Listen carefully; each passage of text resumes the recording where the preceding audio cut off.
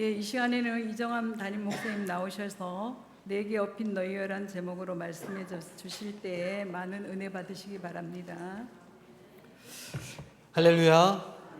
또 이렇게 또 헌신 예배 강사로 또 서게 되어서 감사드립니다. 오늘 시온 찬양대 찬양이 은혜 많이 받았습니다.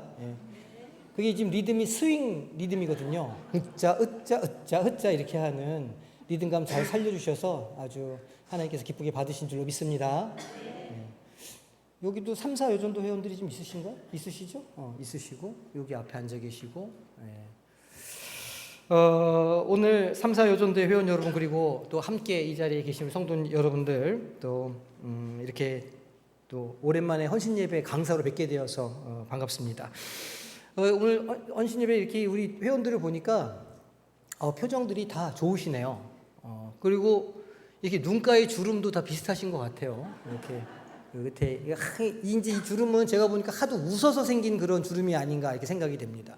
늘 웃으시고 늘 하나님 안에서 은혜를 경험하시다가 그렇게 눈에 주름이 생긴 듯 하나 뭐 주름이 늘 웃어서 생기셨겠어요. 그 속에 힘듦도 있고 또 고민도 있고 그렇게 살아오시다가 그렇게 패인 주름이라 생각이 됩니다. 그런 웃음만큼이나 깊은 사연이 담겨 있는 그런 이야기를 오늘 좀 해볼까 합니다.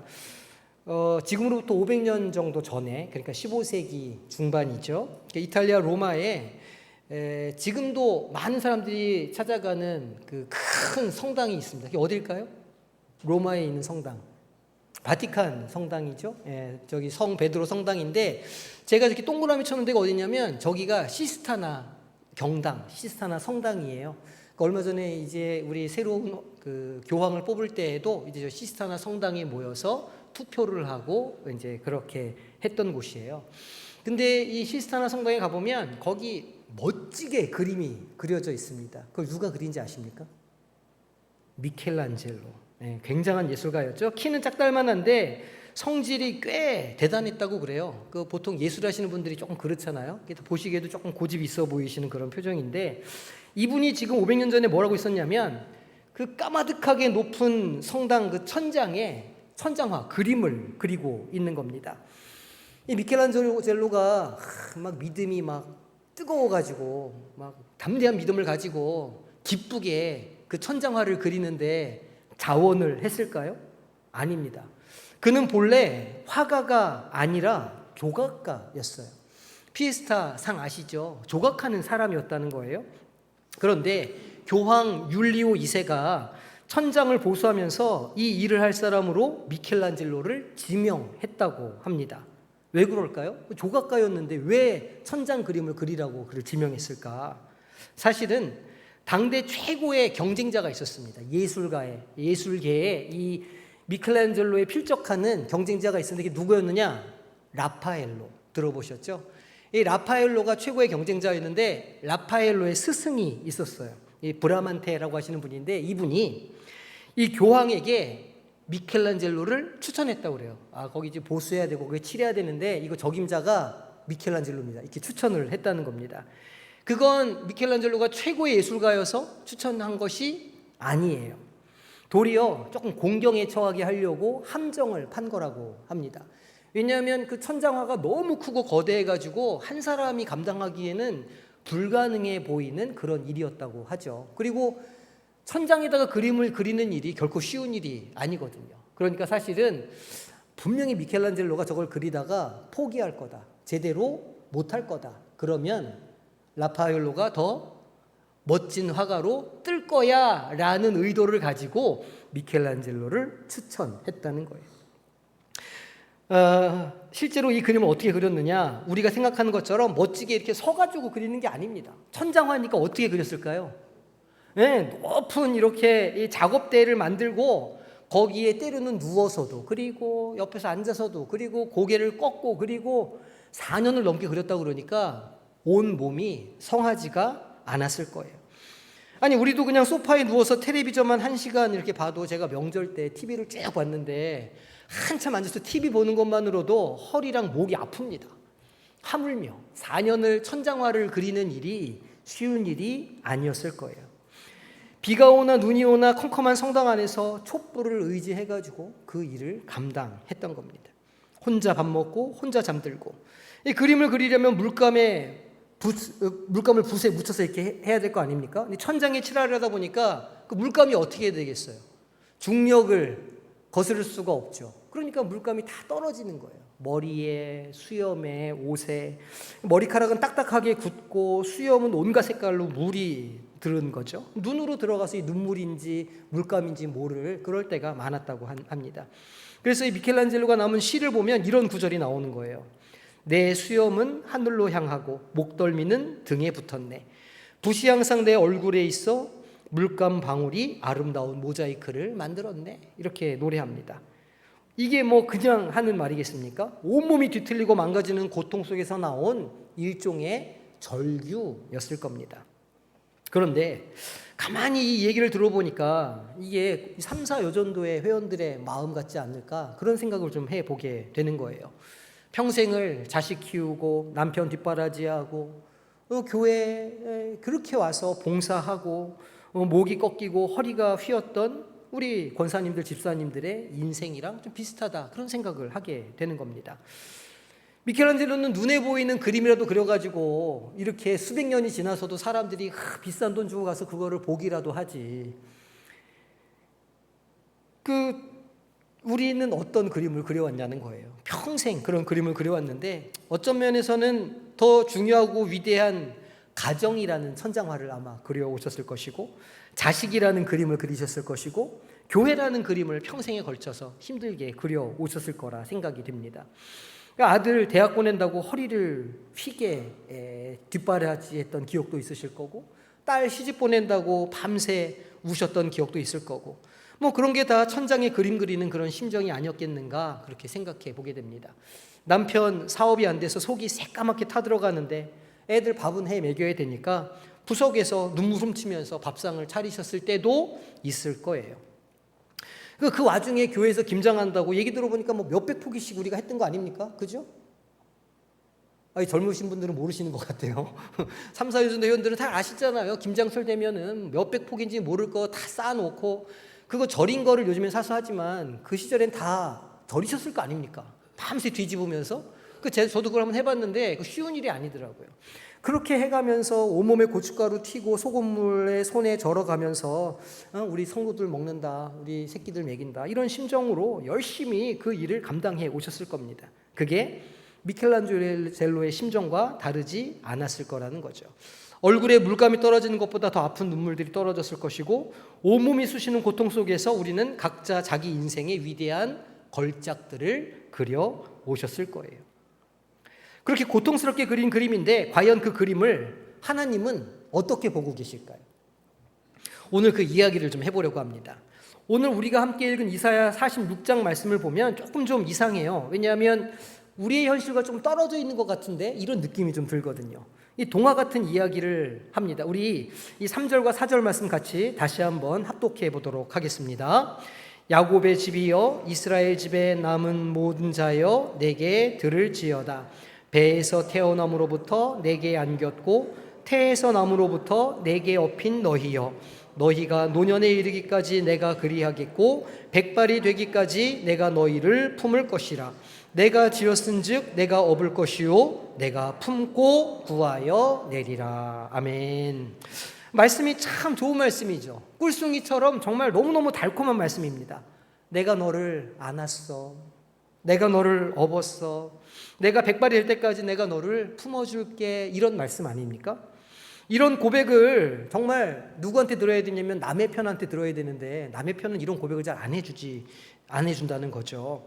여기서 우리가 좀 첫 번째 좀 숙제가 나오는데 하나님의 말씀은 이렇게 솜사탕처럼 달콤한데 왜 내 인생은 돌아보면 이게 보릿고개 넘는 것 마냥 매일 힘들고 괴로웠을까라는 그런 기억을 우리가 한다는 겁니다.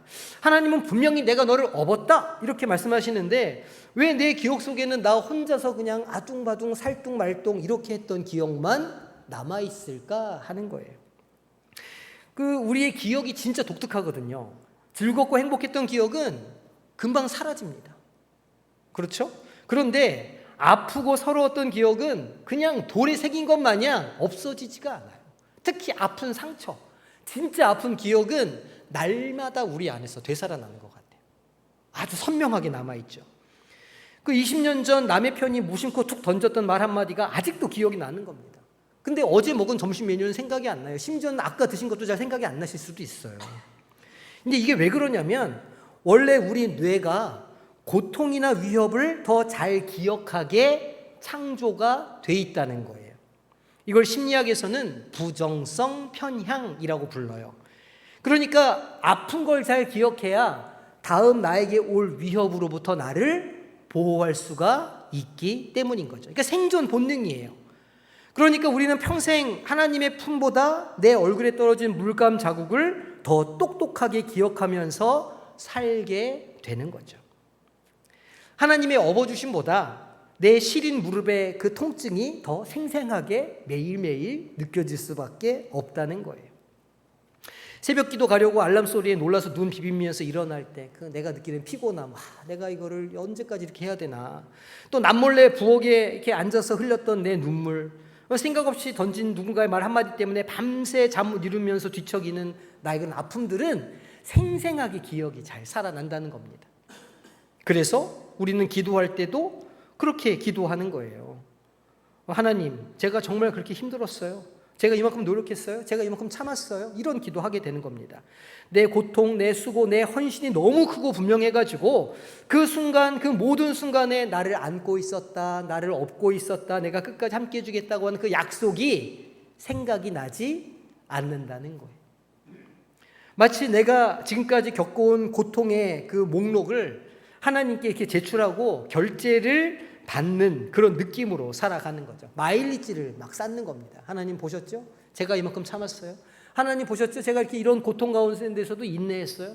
하나님 보셨죠? 제가 이렇게 아픈데도 하나님을 이렇게 섬기고 있어요. 이렇게 기억해내는 겁니다. 결국은 이렇게 고백하는 거죠.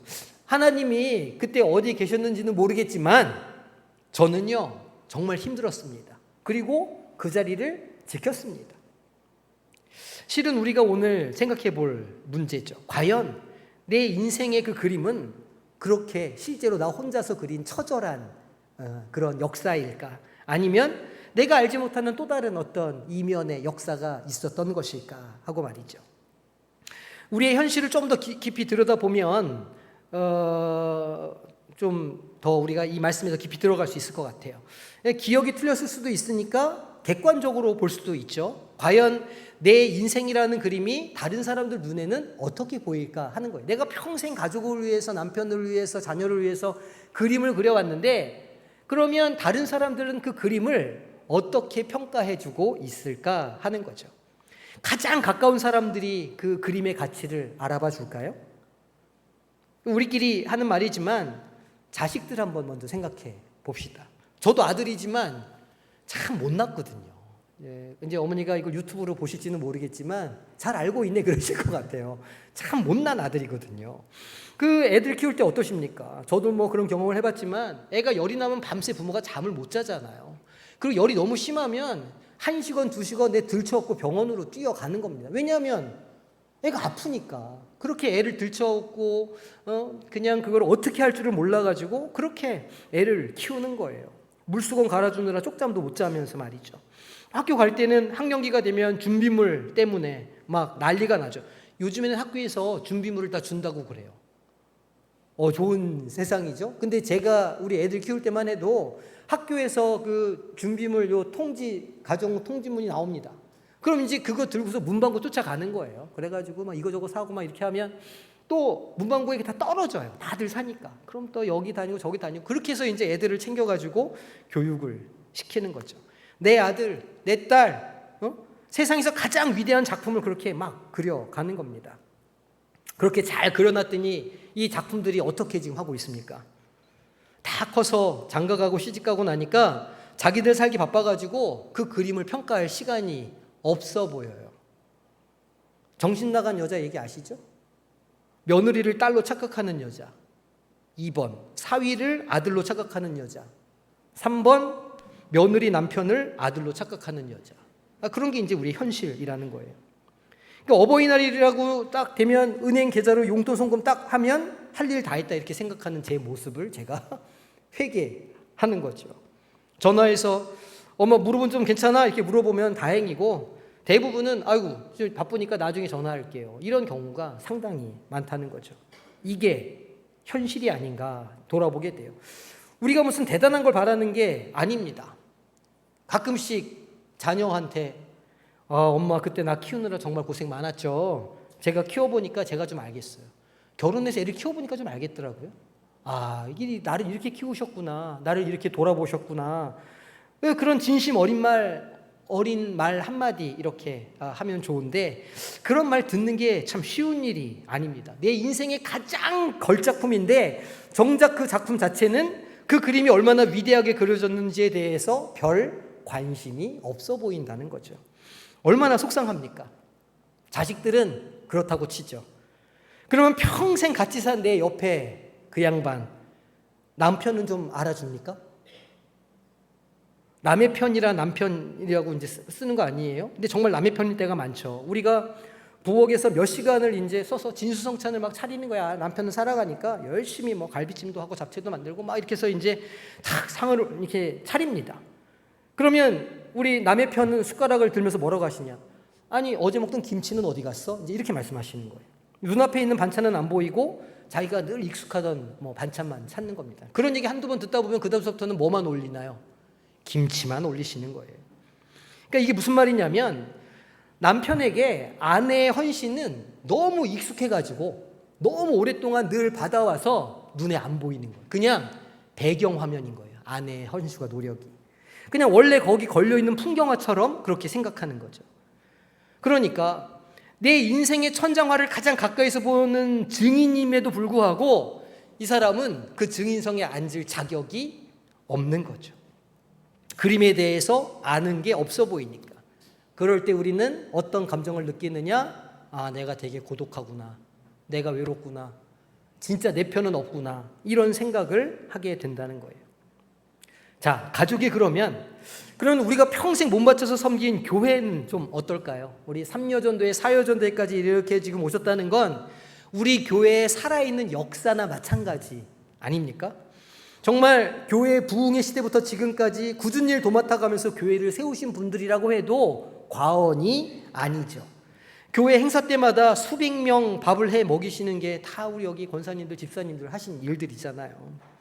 누가 시키지 않아도 새벽에 나와서 기도 제단 쌓고 예배당 의자를 닦아가면서 눈물로 기도하고, 그런 헌신이라는 물감으로 성광교회라고 하는 아름다운 그림을 오늘까지 그려 오신 거예요. 그런데 세월이 흐르니까 우리의 헌신과 수고를 그 옛날 방식 아니에요, 요즘엔 그렇게 안 해요 라고 말하는 젊은 사람들이 툭툭 튀어나오는 걸 보게 되는 겁니다. 우리가 평생 했던 방식이 뭔가 좀 촌스럽다, 그렇게 여겨지는 것 같아요. 물론 교회가 시대에 맞게 변하는 것 참 좋은 일이죠. 그런데 그 과정에서 평생 교회를 위해서 헌신해온 우리의 세월과 땀방울이 존중받지 못하는구나 라고 느껴질 때, 그런 마음이 들 때 너무너무 속상하고 서운한 감정이 들게 되는 거예요. 이제 우리 세대의 역할이 끝난 건가? 이 그림도 이제 낡은 그림이 되는 건가? 그런 마음을 느끼실 수 있죠. 자식도, 남편도, 심지어는 교회 공동체도 내 인생의 천장화가 얼마나 위대한지, 얼마나 고통스럽게 그걸 그린 건지 온전히 아는 사람이 없더라는 겁니다. 그러니까 마지막에 남는 건 이 그림을 그리는 나 자신과 그림을 그리느라 온 마디마디 쑤시고 아픈 데가 없는 관절만 남았더라는 거예요. 의사 선생님은 그걸 퇴행성 관절염이라고 이렇게 부르잖아요. 아니죠. 그건 퇴행성 관절염이 아니라 아들, 딸 등록금 대느라 일해서 생긴 무릎병이고 시집 보낼 때 무리해서 얻은 허리병이라 할 수 있는 거예요. 내 수고의 흔적이고 헌신의 기록이라 할 수 있죠. 그래서 우리는 묻게 되는 거예요. 아니 주님, 내 평생의 헌신이 남긴 이 흔적들은 과연 영광의 흔적입니까? 아니면 그냥 아픈 상처인가요? 저에게 남은 건 뭐죠? 라고 질문하게 되는 겁니다. 미켈란젤로 그림은 지금도 수많은 사람들이 돈 내고 줄 서서 보러 오는데, 내 인생이라는 그림은 아무도 알아봐 주지 않는 것 같은 낡은 것으로 느껴질 때, 아, 내 인생이 이렇게 하다가 저무는 건가? 아무런 열매가 없는 건가? 이런 허무함을 경험하게 되는 거죠. 이게 오늘 우리가 겪는 문제이고 우리의 아픔인 거예요. 그래서 혹 외롭고 서러울 수 있다는 겁니다. 그걸 인정해 보자는 거예요. 3, 4 여전도의 회원들. 내 인생, 내 평생에 남겨진 것은 영광의 훈장이 아니라 아픈 상처뿐인 것 같아서, 그 내 인생이라는 천장화를 아무도 알아봐 주지 않는 것 같아서 마음이 무너진다는 거예요. 그런데 오늘 아주 중요한 사실 한 가지를 우리가 좀 살펴볼 필요가 있습니다. 내 자식, 내 남편, 심지어 교회까지도 내 그림을 몰라줘도 괜찮다는 거예요. 왜냐하면 내 인생이라고 하는 이 위대한 천장화를 처음부터 끝까지 단 한순간도 눈을 떼지 않고 지켜본 관객이 한 분 계시기 때문이라는 거죠. 이 그림을 그리고 주문하시는 건축주 우리 아버지 하나님이시라는 거예요. 우리는 지금까지 나의 관점에서 내 기억에 의존해서 이 그림을 해석했잖아요. 내가 이거 그릴 때 얼마나 아팠나? 내가 이 그림 이렇게 묘사할 때 얼마나 괴로웠나? 얼마나 슬펐나? 지금 우리가 그렇게 생각했잖아요. 그런데 하나님은 지금 완전히 다른 관점에서 이 그림을 보고 계신다는 겁니다. 그리고 오늘 이사야 말씀을 통해서 우리에게 그 관점에 대해서 일러주시는 거예요. 딸, 너 혼자 그린 그림 아니야. 이렇게 말씀하시는 거죠. 그거 너 혼자 못해낸 거 아니야. 네가 그 작업대 있을 때 내가 그 작업대 붙잡고 있었어. 네가 목이 너무 아파할 때 내가 그 목 마사지 해주고 있었어 라고 오늘 말씀이 이야기해 주는 거예요. 자, 우리 4절 말씀 다시 한번 우리 읽어보겠습니다. 너희가 노년에 이르기까지 내가 그리하겠고 백발이 되기까지 내가 너희를 품을 것이라. 내가 지었은즉 내가 업을 것이요 내가 품고 구하여 내리라. 아멘. 백화점 가서 명품 가방을 하나 샀다고 생각해 보세요. 생각만 해보는 겁니다. 진짜 사면 더 좋겠죠? 생각만 해보는 거예요. 진짜와 짝퉁을 어떻게 구분하는지 아시죠? 언제 구분이 됩니까? 비 오는 날. 그렇죠. 이 명품백은 비 오는 날 어떻게 해요? 그것은 품에 안 씁니다. 짝퉁은 어떻게 해요? 머리에 씁니다. 아깝지 않거든요. 잘 아시네요. 명품백을 구입하면요, 백화점에서 뭐 제가 사본 건 아니지만 그 산 사람들 이야기를 들어보니 명품백을 사보면 그냥 비닐 봉다리 이렇게 넣어줄까요? 검은색 봉다리, 저 큰 봉다리 딱 뜯어가지고 여기요 이렇게 딱 이렇게 줍니까? 아니에요. 그 명품백을 더스트백이라고 이렇게 부직포처럼 보들보들한 기스 안 가는 부드러운 천으로 만들어진 백에 고이 잘 넣습니다. 그리고 그거를 다시 상자에 담아요. 큰 상자에. 그리고 그 상자를 쇼핑백에다가 이렇게 넣습니다. 그 영수증이랑 같이 줘요. 평생 보증이에요. 망가지면 찾아오세요. 이렇게 어느 매장 가셔도 똑같은 서비스 받을 수 있어요. 이렇게 하면서 그 브랜드의 그 고객의 이름을 등록을 해줘요. 그러면 이제 백에 기스가 갔다, 백에 문제가 생겼다, 그거 들고 서울이든 부산이든 대구든 어디든 그 매장 가면 그대로 고쳐주고 평생 보증을 해주는 거예요. 왜요? 왜 그렇게 해줄까요? 그 비싸고 귀한 거니까. 그거 그 회사에서 자존심 걸고 만든 거니까 그거 그렇게 취급해 주는 거예요. 이 정도 되는 상품을 가진 사람이면 우리가 이 정도 대우를 해드려야 돼라는 거죠. 그런데 하나님께서 지금 우리에게 똑같이 말씀하고 계시는 거예요. 딸, 너는 내가 만든 최고의 명품이야. 내가 너 기스 안 가게 하려고 나 되게 애썼어. 내가 너 세상에 보낼 때 귀한 존재를 만들어가지고 너 보낸 거야. 그렇게 기죽지 마. 그렇게 연약한 존재 아니야. 이렇게 말씀하고 계시는 거죠. 우리는 아까도 말씀드렸지만 인생길이 너무 힘들고 괴롭고 또 괴로운 것만 잘 생각이 나니까 내가 혼자 그 길을 걸어왔거니, 내가 혼자 그 길을 고생하면서 왔거니 생각하는 경향이 있죠. 그런데 하나님은 말씀해 주시는 거예요. 아니, 내가 너 등에 업고 왔어. 아니, 내가 너 안고 왔어. 아니, 내가 너를 계속 보고 있었어. 아니, 내가 그 눈물을 병에 다 담아봤어. 이렇게 말씀하고 계시는 거예요. 이게 우리가 놓치고 있었던 질문이죠. 내가 버텨낸 게 아니라 하나님께서 버텨내게 해 주셨다는 겁니다. 더 놀라운 약속이 이어지죠. 백발이 되기까지 내가 너희를 품을 것이라. 거울 보다가 자꾸 흰머리가 늘어가는 거 보면 속상하시잖아요. 그래서 주기적으로 뭘 하십니까? 염색을 하시는 거예요. 아, 이제 나도 다 갔구나. 이제 끝났구나. 세월이 야속하다. 이렇게 생각하시잖아요. 그런데 하나님께서는 그 흰머리를 보시는 관점이 우리랑 완전히 다른 겁니다. 하나님은 도리어 우리의 그 흰 머리를 보면서 흐뭇하게 미소를 지으시는 거예요. 왜 그렇습니까? 그 발해감이, 그 나이 먹어감이, 그 에이징이 바로 하나님이 우리를 얼마나 오랜 시간 한 번도 포기하지 않고 신실하게 사랑했는가를 보여주는 품질 보증서와 마찬가지이기 때문인 거예요. 가전제품 사면 보증기간 있잖아요. 좀 싼 거 사시면 1년 보증해줘요. 좀 비싼 거 사면 10년 보증해주고, 진짜 비싼 거 사시면 한 10년 정도 보증해줍니다. 그런데 진짜 명품은 얼마나 보증해준다고요? 평생 보증을 해주는 거예요. 하나님께서 지금 그 약속을 해주시고 있는 거거든요. 나의 너를 향한 나의 사랑과 보호는 1년짜리 10년짜리가 아니다. 너의 머리가 새하얗게 될 때까지, 내가 내 품에 안기는 그날까지 나는 너를 평생 보호해 줄 거야 라는 말이에요. 그러니 흰머리 보고 서러워하지 마세요. 그거 신경 쓰지 않으셔도 돼요. 그거는 나이 먹어감의 상징이 아니라 하나님의 평생 사랑의 인증마크라, 이렇게 이해하시면 되는 겁니다.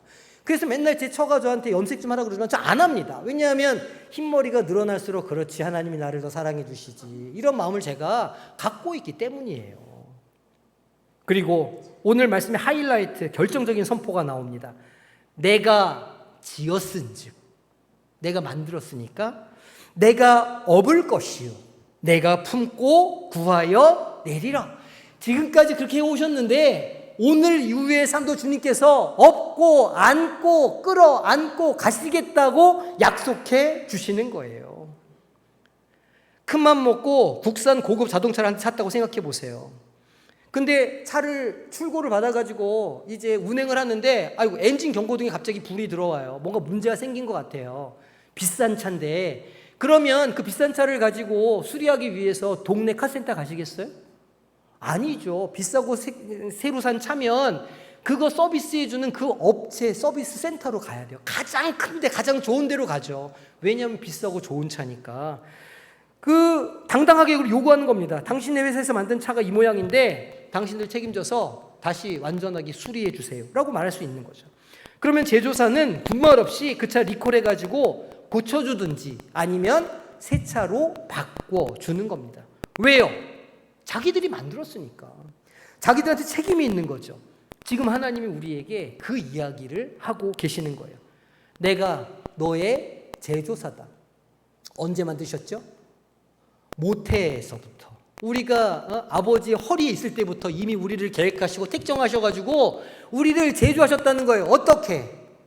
한 땀 한 땀 손으로, 주님의 손으로 진흙을 직접 이기셔서 손으로, 얘는 얼굴을 좀 이렇게 만들고 코를 좀 뾰족하게 만들고 눈은 좀 작게 만들고, 그거 다 하나님이 하신 거라는 거예요. 그러니까 감사하게 받으셔야 됩니다. 인생에 생기는 모든 문제와 아픔과 고장은 다 내가 책임진다 말씀해 주시는 거예요.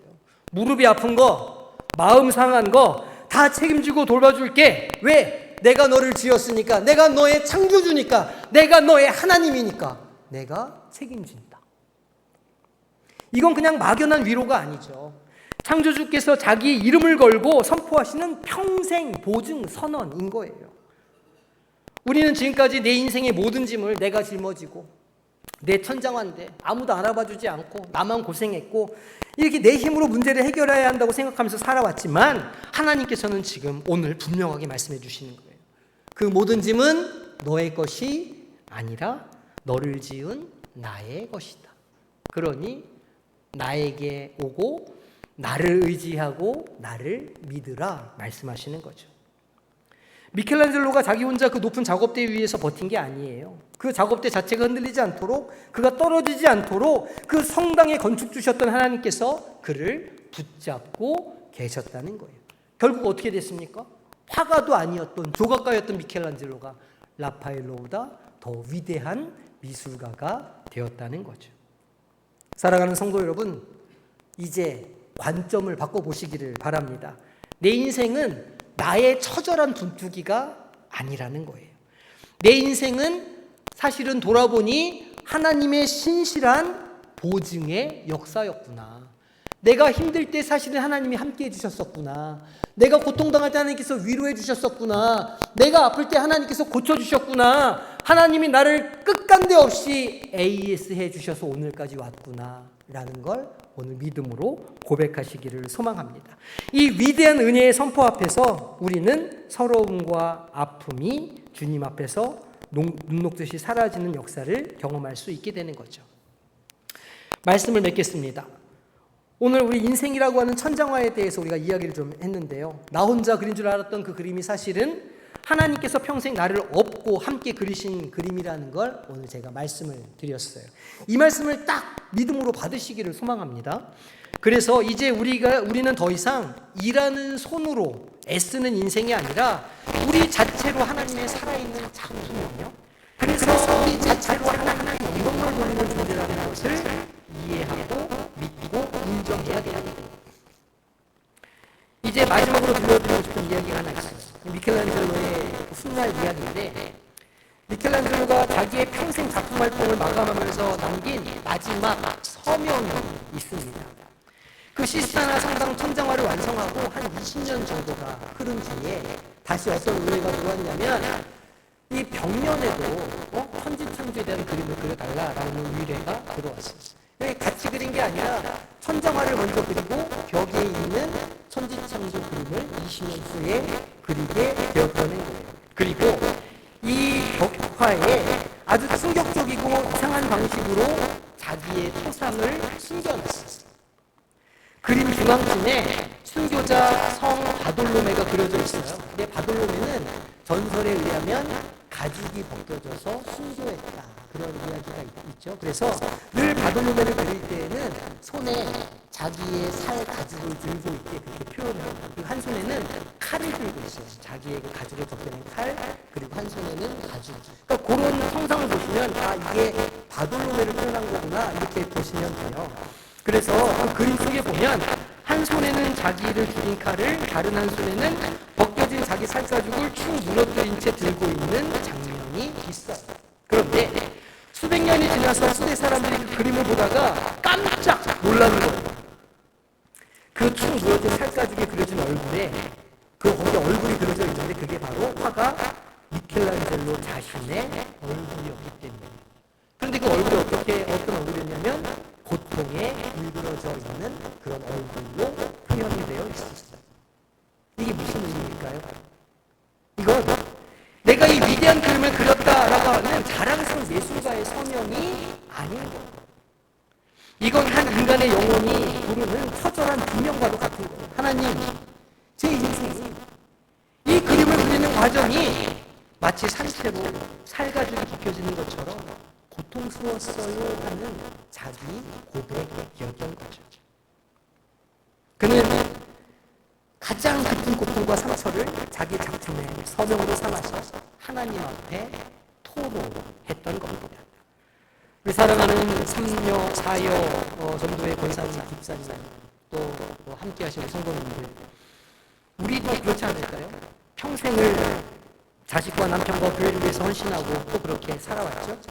그런데 그 모든 것을 다 이렇게 쏟아내고 내어주고 난 뒤에 어느 날 거울 앞에 서서 내 얼굴을 이렇게 볼 때 주름지고 흰머리가 늘어나고 고생이 서려있는 그 얼굴을 볼 때 그 얼굴이 꼭 미켈란젤로의 그 벗겨진 살가죽에 그려진 얼굴처럼 그렇게 고통스러운 흔적으로 느껴질 때가 왜 없으시겠어요?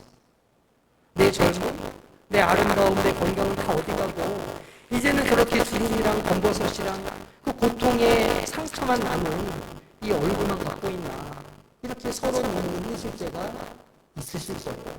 하나님, 결국 내 인생에 남은 건 이 고통의 한계뿐인가요? 라고 질문할 수도 있죠. 그런데 사랑하는 3, 4, 5 전도의 여러분, 하나님은 그 고통의 흔적을 그 벗겨진 가죽과 같은 우리 인생의 상처를 우리와는 완전히 다른 눈으로 보신다는 거예요. 하나님은 일그러진 우리 얼굴 위로 당신의 하나뿐인 아들 예수 그리스도의 얼굴을 겹쳐 주시는 거죠. 그 일그러진 얼굴 위로 가시관을 쓰시고 고통당하셨던 예수 그리스도의 은혜가 겹쳐지는 거예요. 미켈란젤로는 자기 고통의 흔적을 남겼지만 하나님은 바로 그 자리에 그 아들의 희생의 흔적을 새겨 넣으셨던 겁니다. 그리고 기적이 일어나게 됩니다. 우리의 상처는 더 이상 나의 아픔과 서러움을 증거하는 흔적이 아니라 하나님의 그 독생자가 나를 위해 죽으셨다고 하는 은혜의 증거가 되는 거죠. 내가 예수님처럼 살았구나. 내가 예수님처럼 섬기며 살았구나. 내가 예수님처럼 그 삶에 헌신했구나. 그래서 나도 주님과 함께 부활하며 영광의 자리에 함께 서게 되겠구나. 주님께서 우리를 칭찬해 주시고 불러주시는 거예요. 그 작품을 누가 보고 계셨다고요? 하나님께서 그 오랜 시간 그렇게 치러오신 작품을 보고 계셨다는 이 믿음을 가지시기를 소망합니다. 그리고 이렇게 말씀해 주실 거예요.